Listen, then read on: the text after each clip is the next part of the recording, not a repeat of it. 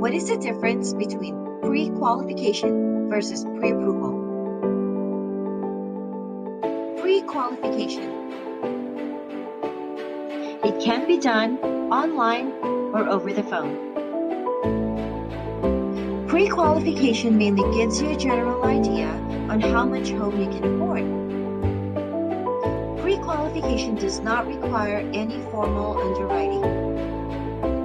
And lastly, it doesn't require any proof or support documentation.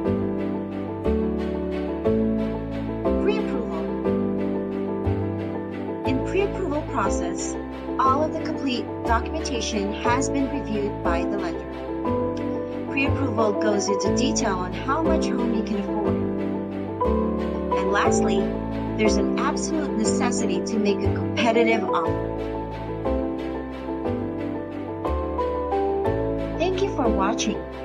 Please don't hesitate to reach us at one of these phone numbers or email us at loanteam@sheilla.lavadiya.com.